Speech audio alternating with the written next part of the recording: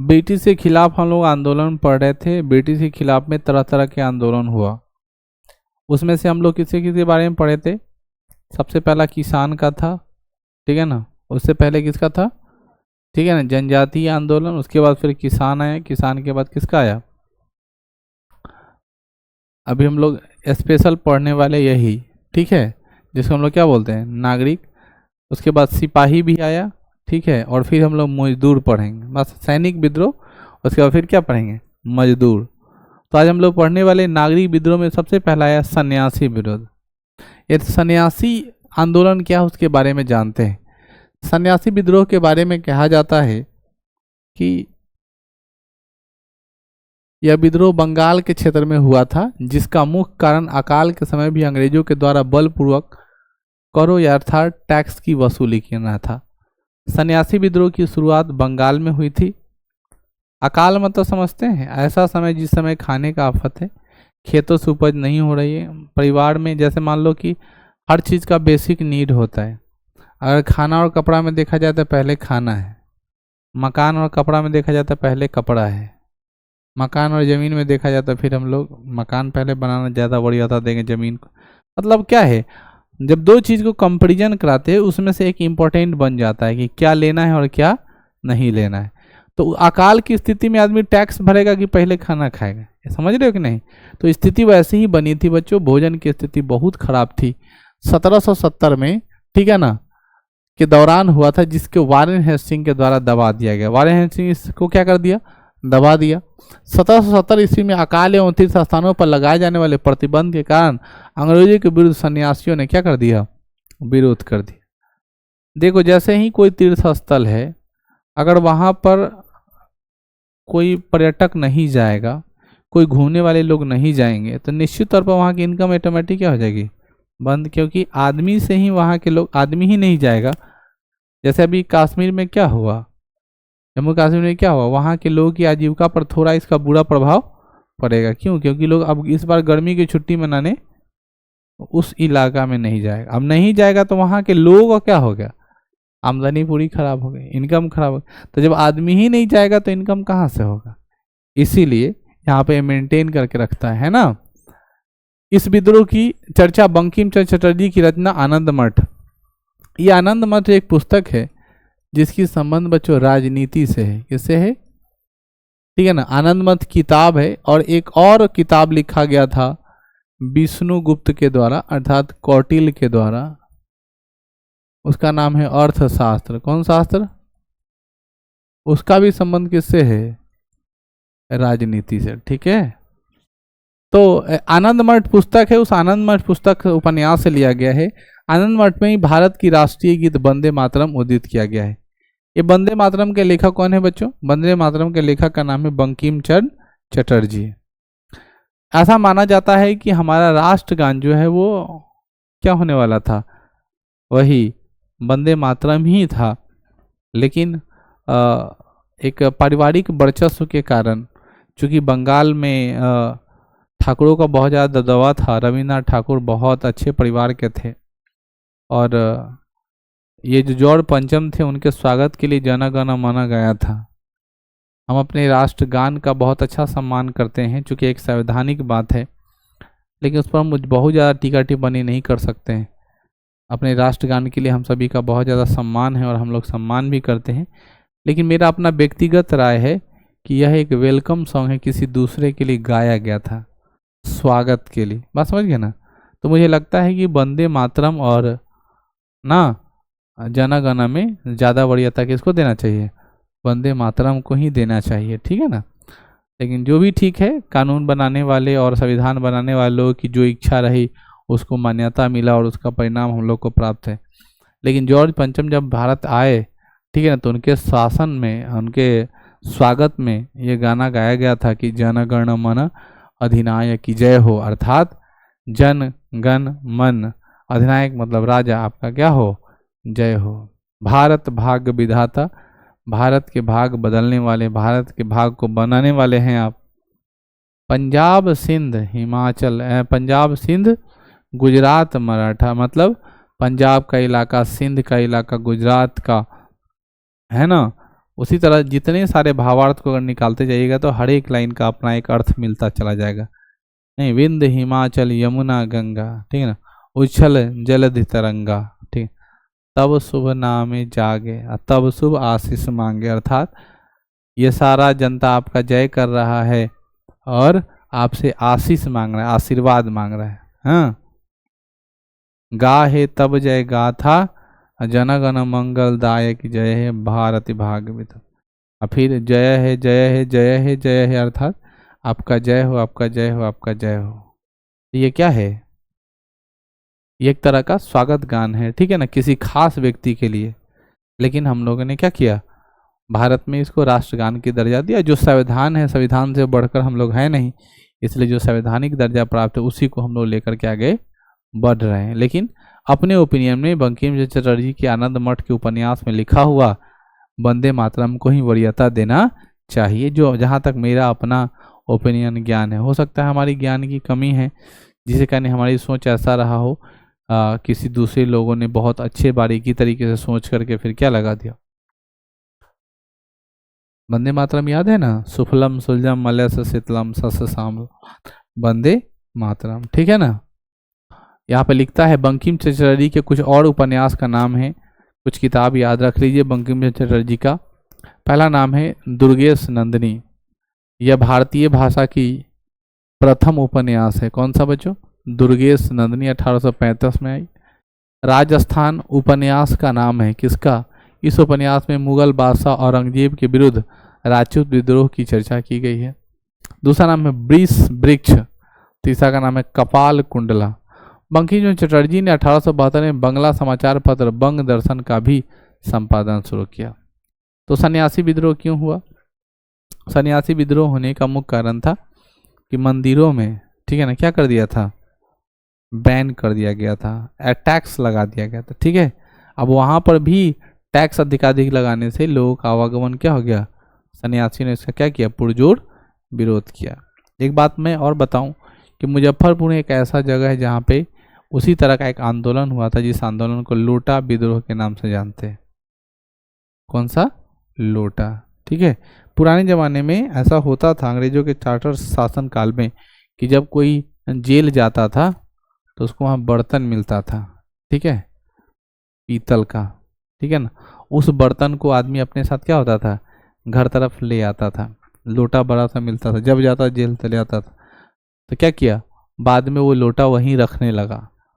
तो जेल कैदियों के द्वारा, जो भी जेल जाता था उन लोगों के द्वारा हंगामा किया गया कि कम में तो लोटा नहीं छोड़ेंगे, लोटा तो लेके जाएंगे, ठीक है ना।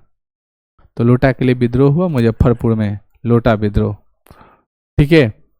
अगला है बेलूपंथी विद्रोह। बेलूपंथी क्या है? समय 1805, स्थान है त्रावणकोर, केरल। ये त्रावणकोर इलाका आपको याद है ना, वो वही है केरल का त्रावणकोर इलाका जहाँ पे नांगली नाम की लड़की रहती थी। और ये बच्चों बहुत ही बेबाक जगह था। ब्रेस्ट टैक्स जिसके बारे में हम लोगों ने चर्चा किया था, वो इलाका, वहाँ पे छाती का तो टैक्स लेता ही था। उसके अलावा यहाँ पे क्या लिखता है, बेलूपंथी त्रावणकोर का दीवान था। उन्होंने सहायक संधि की शर्तें एवं अंग्रेजी रेसिडेंट के विरुद्ध नायरों के सहयोग से विद्रोह किया। बेलूपंथी के मर जाने के बाद भी उसे फांसी पर लटकाया गया। मतलब त्रावणकोर का जो मालिक था, त्रावणकोर का जो राजा था, वह अपने जनता के सहयोग से अंग्रेजों का क्या किया, विरोध किया। लेकिन वो मर गया, और मर गया पर अंग्रेजों को इतना ज़्यादा खुनसक था इस बेलूपंथी से, जिसको मरने के बाद भी फांसी पर लटकाया। मतलब होता नहीं है कि मरने के बाद भी गुस्सा, जैसे कभी कल होता है, जैसे जो को माल मवेशी पोस रहा है और गाय उसको बहुत दौड़ा दिया, तो पहले तो पकड़ लेगा, उसके बाद खूंटा में उसको बांध देगा, और खूंटा में बांध के तब फिर अपना गुस्सा को क्या करेगा, ठंडा करेगा, 2-4-5 डंडा सटा खींचेगा। बस समझ गया ना, ऐसा होता है। तो वही बात है यहाँ पर भी। अब अगला है महाराष्ट्र का रामोसी विद्रोह। नेतृत्व किया है वासुदेव बलवंत फड़के ने।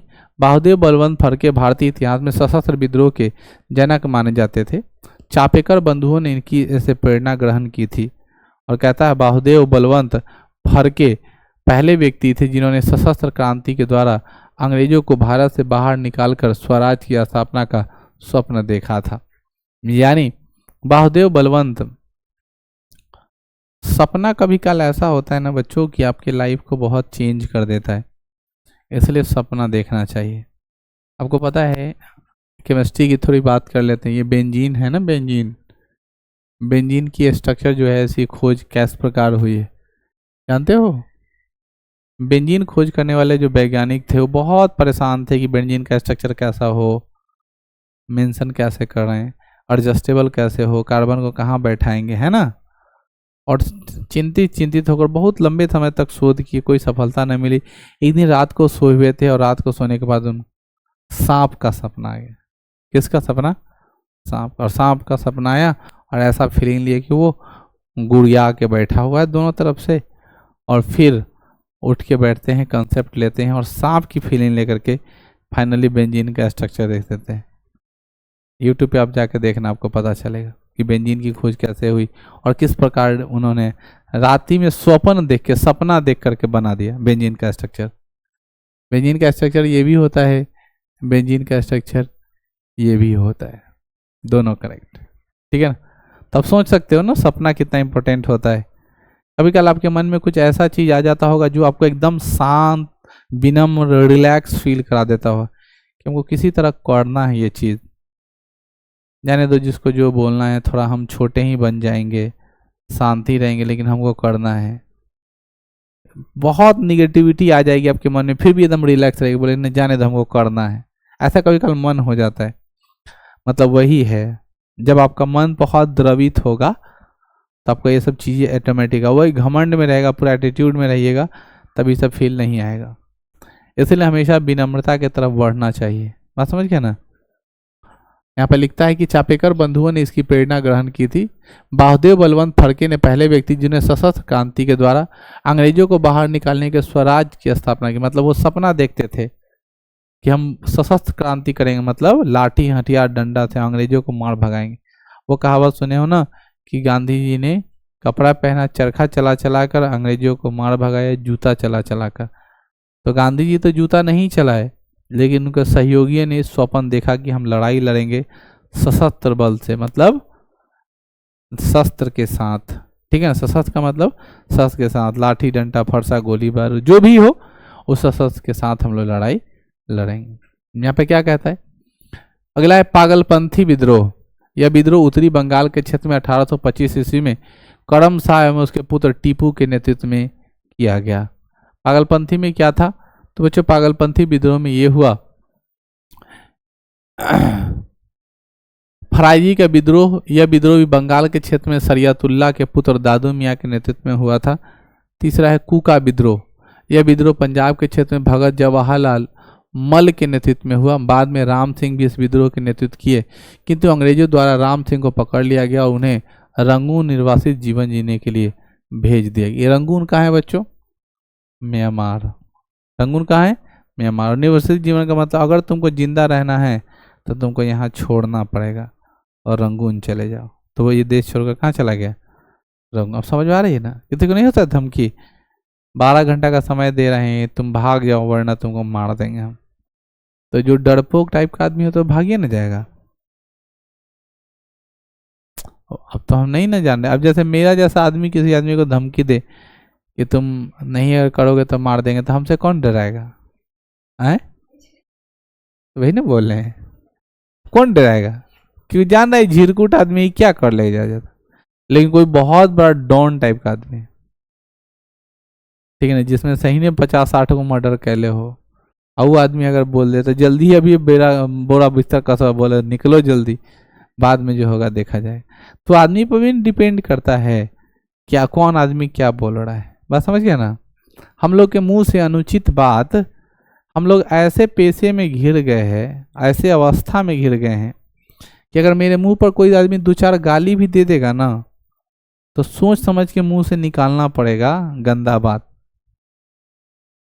बात समझ रहे हो ना? क्योंकि इसका इम्पैक्ट बहुत दिन तक चलेगा।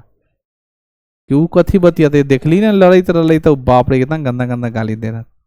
देखते हो अक्सर आस पड़ोस में, तो लोग तो समझिए रहे हो, देख ही रहे हो, ये कितना लीचर लीचर वाला बात करते रहता है और कितना घटिया टाइप का करता है, लेकिन फिर भी हम अपने मानवता को क्या करते हैं, बहुत हद तक गिर चुके हैं, बहुत हद तक हम अपने स्तर को गिराए हैं ताकि मुकाबला किया जा सके, काम हो। लेकिन अभी भी बहुत कुछ बाकी है। ऐसा नहीं कि लेवल मेरा बहुत नहीं जा सकता है नीचे, वो जितना सोचता है उससे भी नीचे जा सकता है, लेकिन वही मर्यादा है, क्योंकि होने को तो सब हो जाएगा लेकिन उसका इम्पैक्ट बहुत लंबे समय तक रहेगा, बहुत लंबे समय तक, जल्दी खत्म नहीं होगा इम्पैक्ट। तो उस इम्पैक्ट के कारण आदमी थोड़ा क्या हो जाता है, बैक आ जाता है। यही चरितार्थ है और कुछ नहीं है, बस इतना समझिए आप। तो वही हुआ यहाँ पर, उसको भेज दिया कि तुमको रहना है जिंदा तो चले जाओ रंगून, गांव छोड़ के चला गया। अगला विद्रोह है सैनिक विद्रोह। सैनिक विद्रोह 1806 में बिल्लौर विद्रोह मद्रास के निकट हुआ था। 1806 में बिल्लौर के विद्रोह की प्रमुख कंपनी सरकार के सैनिकों को सामाजिक एवं धार्मिक जीवन में हस्तक्षेप था। ब्रिटिश सेना के भारतीय सैनिक में एक रूपता के लिए माथे पर जाति सूचक तिलक लगाने एवं पगड़ी पहनने पर प्रतिबंध लगाने के विरोध में 1806 में बेंगलौर ने सैनिकों में विद्रोह कर दिया तथा मैसूर के राजा को झंडा फहरा दिया। अंग्रेजों ने क्या कर दिया था, मना कर दिया था, क्या है, कोई भी अपना जाति सूचक पगड़ी नहीं पहनेगा और कोई भी चंदन नहीं ले। पगड़ी पहनने का मतलब वही टोपी, मौलवी साहब ये सब टोपी पहन के जाता होगा, हिंदू सब पगड़ी बांध लेता होगा और चंदन लगा लेता हो। तो उन्होंने क्या बताया कि ये सब करना ठीक नहीं है, यह अवैध माना जाएगा। 1824 की बैरकपुर का विद्रोह, ये आप लोग को याद है, बैरकपुर की विद्रोह की, बैरकपुर के सैनिकों में समुद्र पार जाने से इनकार किया और विद्रोह किया। 1824 में 47वां पैदल टुकड़ी के सैनिकों ने पर्याप्त भत्ते के बिना वर्मा युद्ध में जाने से इनकार कर दिया और विद्रोह भी किया। ये वर्मा कौन सा, वही रंगून वाला, म्यांमार वाला इलाका, आपको याद होगा। सिपाही की माँ, आप लोग पढ़े हो कहानी, 12th में कहीं पढ़े हो गए, तो सिपाही की माँ में जब लड़ाई होता है वर्मा और यही म्यांमार रंगून वाला इलाका, वहाँ पे 2 क्रिस्टोन लड़की आती है छोटे छोटे कपड़े पहनकर और फिर वही पूछती है ना सवाल, उसी में ना आता है ना ये कि लड़ाई कहाँ हो रही है, वर्मा, बहुत डेंजर इलाका जहाँ पे लड़ाई हो रही है और जंगल के रास्ते से। ठीक, सिपाही का माँ होना इतना कठिन काम है, ठीक है ना। जब हम एक सिपाही का दोस्त बने तब, बुझे, कि सोचो तुम एक फ्रेंड हो किसी का, तब तुमको इतना ज़्यादा लगाव है उससे, तो इतना ज़्यादा अटैचमेंट हो, तो जिसने तन से पैदा किया होगा बच्चे को, उसको कितना ज़्यादा परेशानी हो रहा होगा। तो युद्ध जब छिड़ती है तो लोग मज़ा लेना चाहता है कि वो इधर से मारेगा बम, उधर से मारेगा बम, लेकिन सबसे ज़्यादा परेशान कौन रहता है, उस रात तक नींद नहीं आता है जिसका बेटा सरहद पर क्या होता है, देश की रक्षा कर रहा होता है। तो सिपाही की माँ बनना बहुत कठिन है। कैरेक्टर में कौन है, बिस्नी शायद, हाँ बिस्नी ही है। अभी हम नहीं पढ़ाए हैं, ताज़ा ताज़ा अभी नहीं हुआ है, ठीक है, अभी तक तो नहीं पढ़ाए हैं, पढ़ाए रहते तो ताज़ा हो जाता। शायद बिस्नी कंफर्म हो रहे हैं हम, बिस्नी ही हैं। लेखक कौन है सिपाही की माँ का, कोई राकेश करके है, मोहन राकेश, ठीक है ना। हाँ आगे बढ़ते हैं। 1824 का नागपुर विद्रोह। नागपुर विद्रोह की क्या कहानी है, नागपुर में सेना ने भी विरोध किया। अब बात करते हैं किसकी, मजदूर की। एक संस्था है बच्चों, ईलो, कौन संस्था, ILO, ILO, international labour organisation, अंतर्राष्ट्रीय मजदूर संगठन। वही सब डिमांड करता है मजदूर संगठन के, देखो अब रेट इतना नहीं इतना होना चाहिए। गवर्नमेंट पर प्रेशर बनाता है, गवर्नमेंट सरकारी रिलीज करता है और फिर रेट क्या हो जाता है, बढ़ जाता है। महंगाई भत्ता तो तेजी से बढ़ रहा है लेबर का, ऐसा नहीं सिर्फ लेबर का, सब चीज़ की महंगाई भत्ता धीरे धीरे क्या हो रही है, बढ़ती जा रही है और चेंजिंग होता जा रहा है। श्रमिक संघ ट्रेड यूनियन की एक ऐसी संस्था है जिसका उद्देश्य फैक्ट्री कारखाने में काम करने वाले श्रमिकों की दशा में सुधार करना है। भारत में 1870 के दशक श्रमिकों की कार्य दशा में सुधार हेतु संगठनात्मक प्रयास प्रारंभ हुआ। भारत में पहला मजदूरों का संगठन बम्बई मिल हाइड एसोसिएशन स्थापना 1890 में हुआ। संस्थापक का नाम था NM लोखंडे। प्रथम अध्यक्ष कौन थे, NM लोखंडे। भारत का पहला आधुनिक श्रम संघ है मद्रास लेबर यूनियन। कितने साल हुए, 1917-18 में। संस्थापक बने BP वाडिया। मद्रास से लेबर यूनियन की स्थापना में एनी बेसेंट और बीपी बाडिया का महत्वपूर्ण योगदान है। 1918 में महात्मा गांधी ने अहमदाबाद टेक्सटाइल लेबर एसोसिएशन स्थापित किया। 1918 में अहमदाबाद के सूती मिल मजदूरों के साथ आंदोलन में नेतृत्व किया। 1916 में महात्मा गांधी भारत आए। 1917 में क्या हुआ है? चंपारण सत्याग्रह। 1918 में कौन सा? अहमदाबाद मिल मजदूर आंदोलन। अहमदाबाद कहाँ है? गुजरात में। ठीक है बच्चों, अहमदाबाद में सूर्यास्त जो है सबसे लेट से होता है। अहमदाबाद में सूर्यास्त क्या होता है? सबसे देरी से होता है, समझ गए ना। सबसे पहले अरुणाचल प्रदेश में उगता है। अब ये तो एग्जैक्ट टाइम नहीं बता सकते कि कितने बजे होता है, अलग अलग होगा, लेकिन सबसे देर तक होता है। सबसे पहले कहाँ सूर्योदय हो जाता है? अरुणाचल प्रदेश में। ये बात याद रखिए। भारत में सबसे ज़्यादा गर्मी अभी किधर पड़ रही होगी? साउथ वाले इलाका में। ठीक है, अब तो उधर कुछ दिन बाद और ज़्यादा गर्मी पड़ने लगा। हम लोग के जाड़े में इधर पूरा ठंडा रहता है, उधर जाड़े में बारिश हो जाती है। 1920 में महात्मा गांधी ने मजदूर महाजन संघ की स्थापना की। 1919 में अंतर्राष्ट्रीय स्तर पर ILO इंटरनेशनल लेबर ऑर्गेनाइजेशन की स्थापना हुई। कब हुआ? 1919 में। विश्व स्तर पर मतलब वर्ल्ड लेवल पर मजदूरों के लिए, ठीक है ना, मजदूरों के लिए अंतर्राष्ट्रीय मजदूर यूनियन की स्थापना की गई। अखिल भारतीय स्तर पर, किस स्तर पर? अखिल भारतीय स्तर पर एक मजदूर संगठन बनाए जाने की आवश्यकता महसूस की गई। इसी आवश्यकता को ध्यान में रखकर 1920 में all India trade union Congress AITUC की स्थापना एम जोशी, लाला लाजपत राय एवं जोसेफ वेफिस्टा के द्वारा किया गया। All India trade union committee AITUC अर्थात बच्चों व्यापार करने के लिए एक रणनीति बनाने के लिए लाला लाजपत राय, जोसेफ वेफिस्टा और NM जोशी के द्वारा किया गया। अखिल भारतीय ट्रेड यूनियन कांग्रेस का पहला सम्मेलन कहाँ हुआ? बम्बई में हुआ, जिसकी अध्यक्षता लाला लाजपत राय के द्वारा किया गया था, जबकि उसका पद पर जोसेफ वेफिस्टा को बनाया गया एवं महामंत्री के पद दीवान चमन लाल को नियुक्त किया गया। लाला लाजपत राय ने साम्राज्यवाद एवं सैन्यवाद को पूंजीवाद का जुड़वा संतान कहा है। साम्राज्यवाद और सैन्यवाद का पूंजीवाद का जुड़वा संतान भारत का पहला श्रमिक संघ की स्थापना N. लेखांडे के द्वारा बम्बई मिल हैंड एसोसिएशन के नाम से स्थापित किया गया था। पहला विश्व युद्ध कब हुआ? वो 28 जुलाई 1914 से लेकर के 1918 तक चला। के दौरान पूरे विश्व में श्रमिक आंदोलन में क्या आ गए? तेजी आ गई। सभी जगह के मजदूरों की स्थिति जानने के बाद सभी जगह तेजी आई। 1918 में रूस में होने वाले साम्यवादी आंदोलन ने पूरे विश्व को श्रमिक आंदोलन के लिए प्रेरित कर दिया। मतलब 1918 में जो रूस में जो साम्यवादी आंदोलन हुआ, समाज की जो विकास हुई, उसमें श्रमिक आंदोलन को प्रेरित कर दिया। 1919 में अंतर्राष्ट्रीय संगठन ILO के क्या कर गए? अभी थोड़ा देर पहले बताएं, इंटरनेशनल लेबर ऑर्गेनाइजेशन। इसकी स्थापना कब हुई? 1919 में।